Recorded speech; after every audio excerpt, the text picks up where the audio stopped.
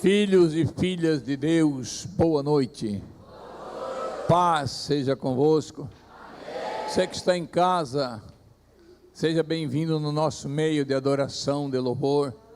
Faça parte desse ambiente aqui, porque você não está só. O mesmo Deus que está aqui, Ele está aí na sua casa.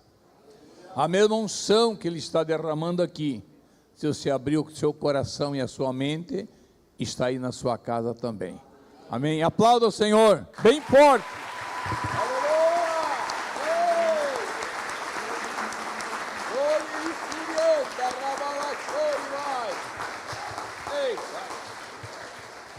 Glória a Deus. Assentem-se, por favor. Abra a sua Bíblia no Salmo de número 42. E preste atenção, porque pretendo ser breve.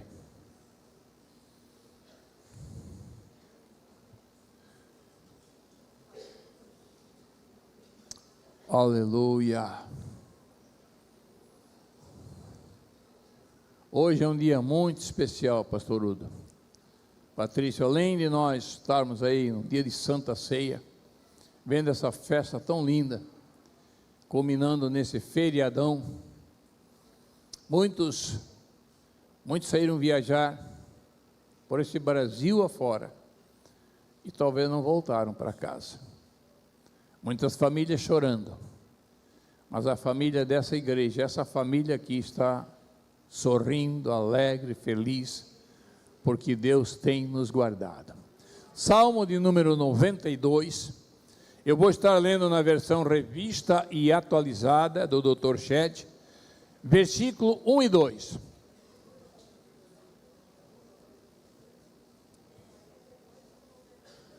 (42) Falei o quê? 92?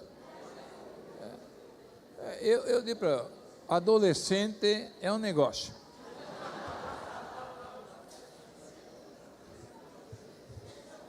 Adolescente não é fácil, a gente se sujeita a isso. Salmo 42, versículo 1 e 2, diz assim: como suspira a corça pelas correntes de águas, assim por ti, ó Deus, suspira a minha alma. A minha alma tem sede de Deus, do Deus vivo. Quando irei e me verei perante a face de Deus? Salmo 63,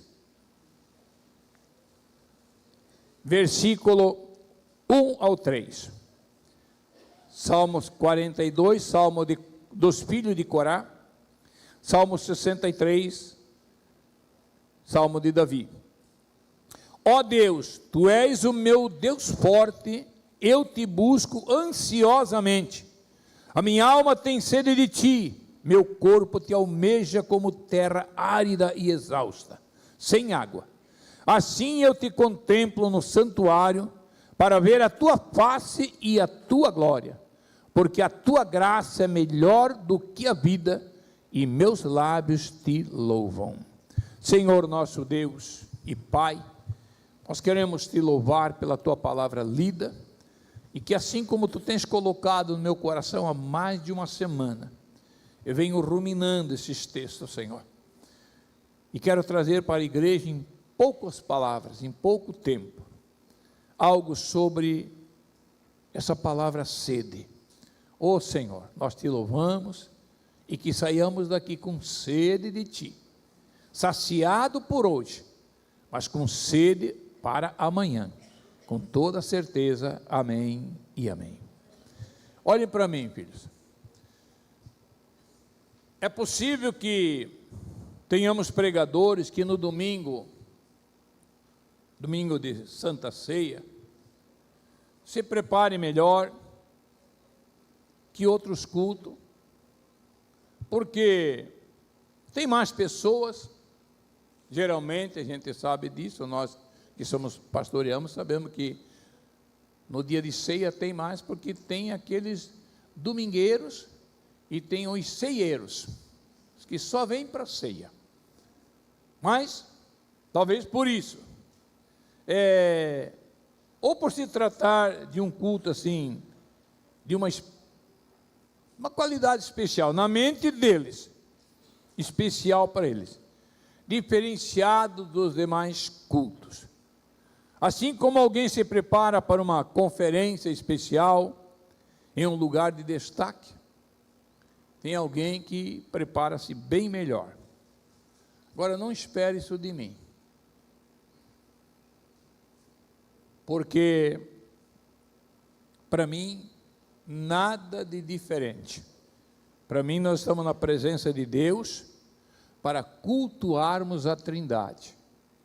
Pode ter 1000 pessoas, pode ter 10 pessoas, pode ser aqui no saguão, nesse saguão, aqui na nave, com filmadora, com live, pode ser lá no saguão, pode ser lá na sala do escritório, no ITQ, 10, 15 pessoas, se for para cultuar, para mim é um culto. Se for para mim preparar uma mensagem, como eu preparei ontem aqui, nós estávamos não muita gente na consagração, porque grande parte estava no retiro, outros viajando, então nós tínhamos menos pessoas, mas não menos de 40. Eu também me preparei para trazer uma palavra, porque nós estávamos reunidos na presença de Deus. Não precisamos de roupas melhores, não precisamos de louvor mais elaborado, não precisamos de show ou de apresentação que chame a atenção de Deus.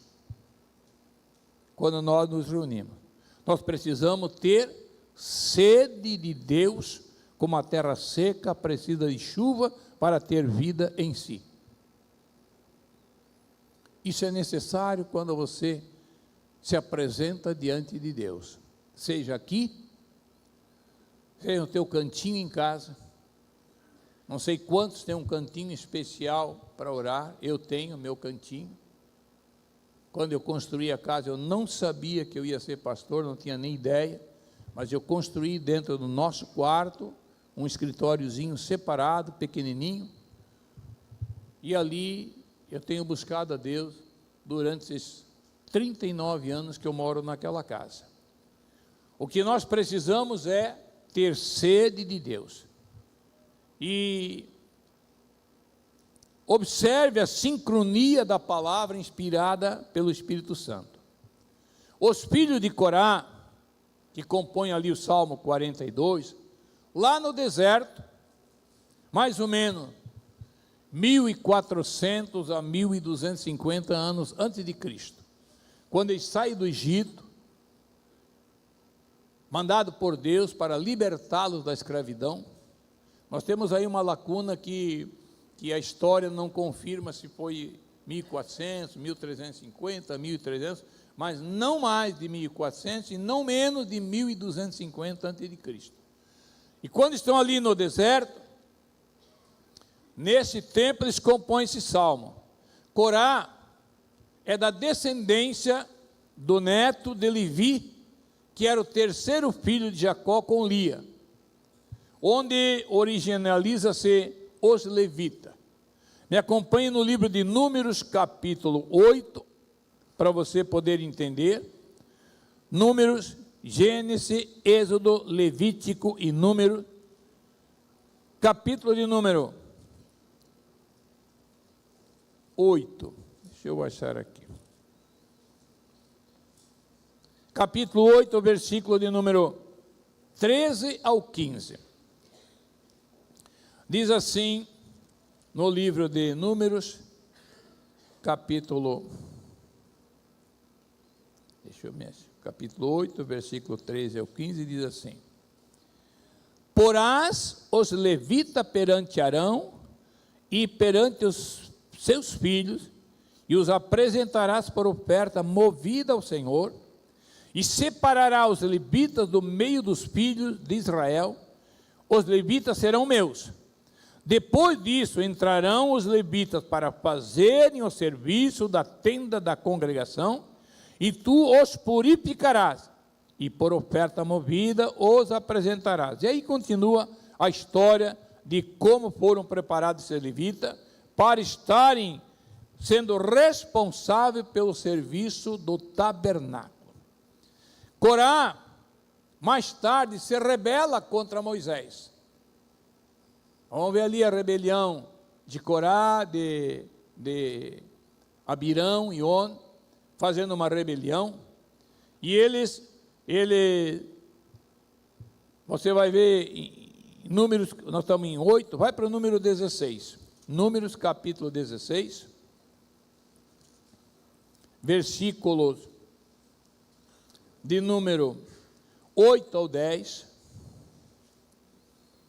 16, 8 ao 10, diz assim: Disse Moisés a Corá: Ouve agora, filhos de Levi, acaso é para vós outros coisa de somenos que Deus de Israel vos separou da congregação de Israel, para vos fazer chegar a si, a fim de cumprirdes o serviço do tabernáculo do Senhor, e estardes perante a congregação para ministrar-lhe? E te fez chegar, Corá, e todos os teus irmãos e os filhos de Levi contigo, ainda também procurais o sacerdócio? Você está vendo bem? Deus dá para Corá, família de Levi, o sacerdócio de estar cuidando de todo o templo.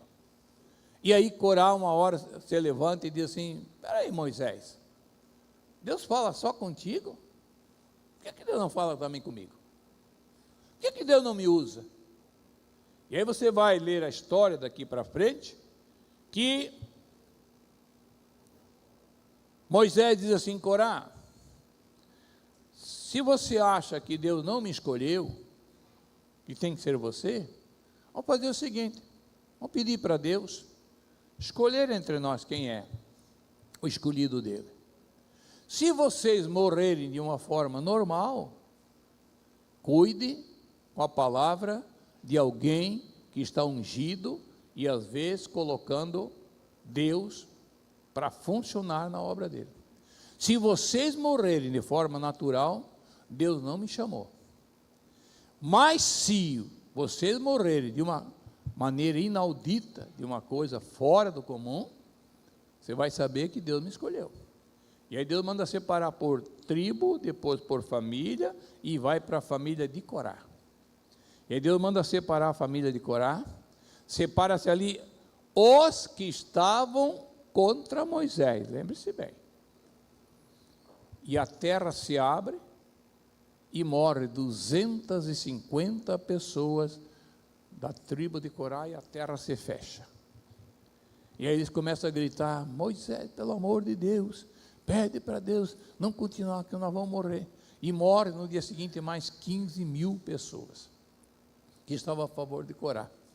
Mas no capítulo 26, vá ali comigo, 26, no mesmo livro, versículo 10 e 11, diz assim: Quando a terra abriu a boca e os tragou com Corá, morrendo aquele grupo, quando o fogo consumiu 250 homens, isso serviu de advertência. Mas os filhos de Corá não morreram. Está vendo só? Quem não estava com o pai na confusão não morreram. E aí eles compõem esse salmo, dizendo assim, que eles faziam parte dos levitas, dizendo: a minha alma tem sede do Deus vivo como terra seca. Viviam no deserto, vivenciavam a terra seca sem vida. Uma terra seca não tem vida, amados. Eles viveram ali 40 anos, e nesses 40 anos eles compõem esse salmo aí.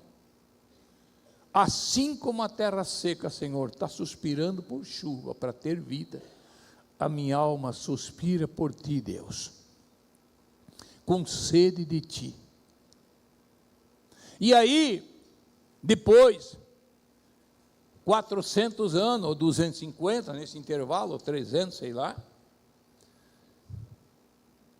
Salmo 63, que nós lemos, Salmo 63. Davi, durante esse tempo, já em Israel, não mais no deserto, não mais em terra seca. Davi ali num lugar que tinha água, em Israel, em Jerusalém, em Hebrom, onde foi eleito o rei, ficou 7 anos e meio, depois vem para Israel. Israel, quem vai lá ver, tem fontes de águas, e ali reinando mais ou menos entre 1000 a 960 depois de Cristo, que ele reinou 40 anos, ambos sentem a mesma necessidade. Davi não estava no deserto, mas sua alma, como adorador e servo, ele diz: a minha alma tem sede, aqui 63, a minha alma tem sede de ti, como o corpo te almeja, como a terra árida e exausta. Meu corpo te almeja, Senhor, como uma terra exausta por não ter água, assim meu corpo está te desejando. E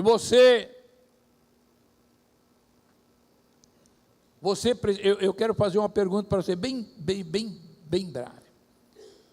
Deus, o que Deus precisa aqui na igreja, é de gente que tenha sede. Um dos requisitos para um adorador, para um servo de Deus, requisito principal, e quem serve a Deus, é ter sede dele. Você tem sede de Deus? Você tem sede, ou você só procura Deus aqui na igreja porque tem alguns atrativos? Você tem sede de Deus, ou você bebe dele porque alguém te diz que precisa beber? Uma coisa é você beber porque você tem sede. Outra coisa é você beber porque alguém diz que tem que beber. Como a teoria da água. Quantidade que o nosso corpo precisa de água. Preste bem atenção. Cada médico tem uma teoria. Cada nutrólogo tem sua teoria. Cada nutricionista tem uma teoria. Tem uns que dizem que você precisa tomar 1 litro de água por dia. Outros dizem que você precisa tomar 2 litros. Eu já ouvi médico dizer que você precisa tomar 3 litros de água por dia. Amados, a teoria é uma coisa, a prática é outra. Se eu, ou Leodoro, se eu for tomar 3 litros de água, uma coisa é certa, eu vou morrer. E o diagnóstico vai ser: morreu afogamento.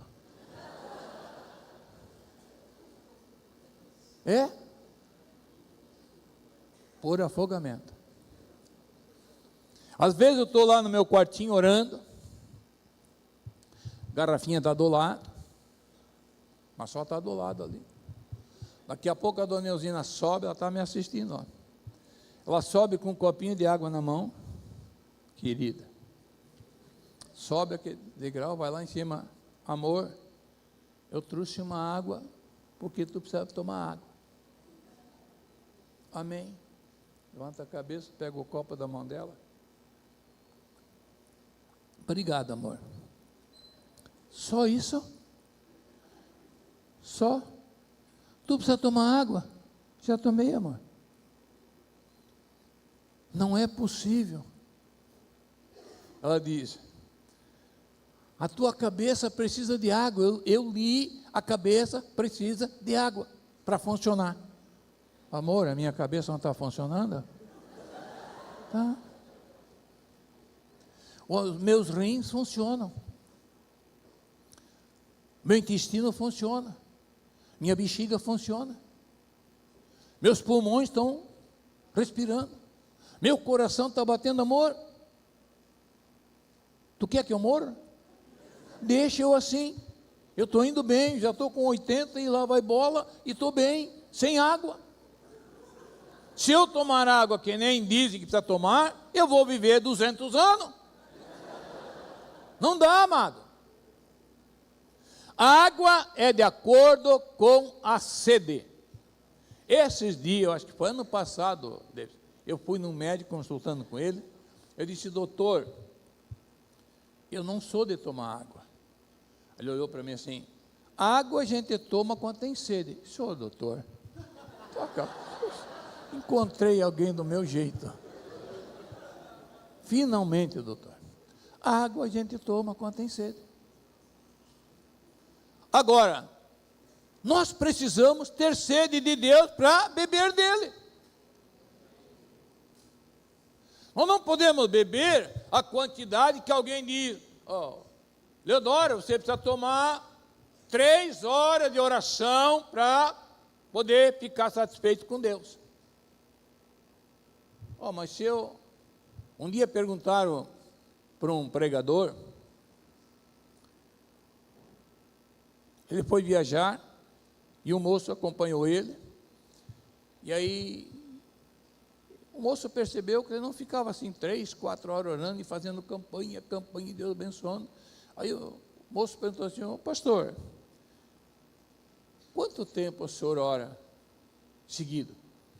Ele disse assim: eu nunca orei mais de 15 minutos.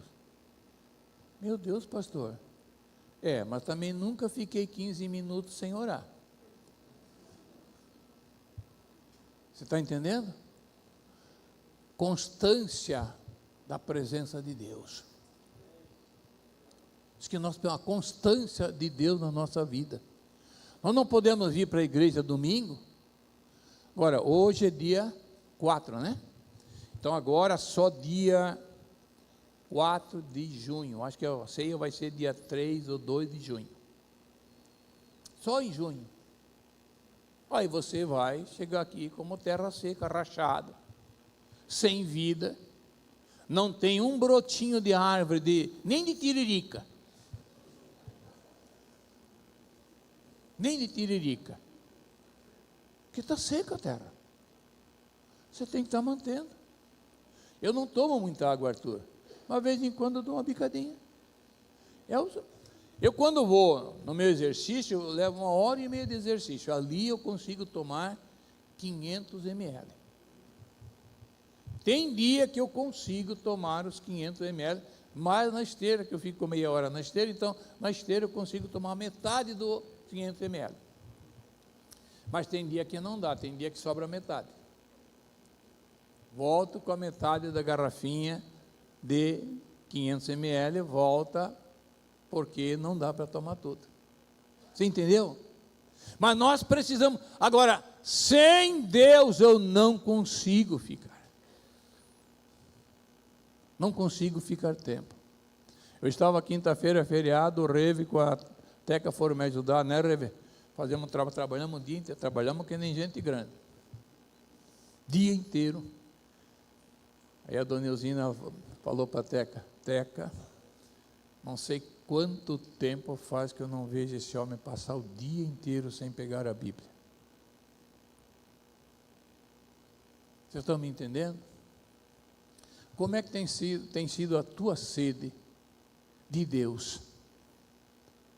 Porque você precisa estar tendo sede dele. Assim é a nossa necessidade de saciarmos de Deus. Não é a teoria dos teólogos, dos influenciadores, que determina o quanto devemos beber de Deus. A mulher samaritana, lá em João 4,15, quando Jesus falou: eu sou a água viva, quem beber dessa água não terá mais sede. O que é que ela falou?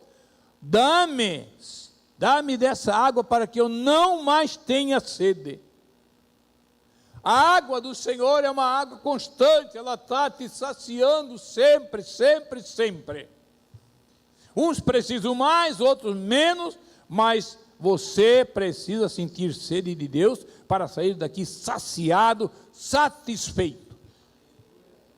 Sair daqui saciado. Dizer assim: eu fui para a igreja hoje, me alimentei da palavra, bebi da palavra, estou satisfeito, pronto para até chegar em casa. Quando eu chegar em casa, antes de dormir, eu preciso tomar mais um pouquinho.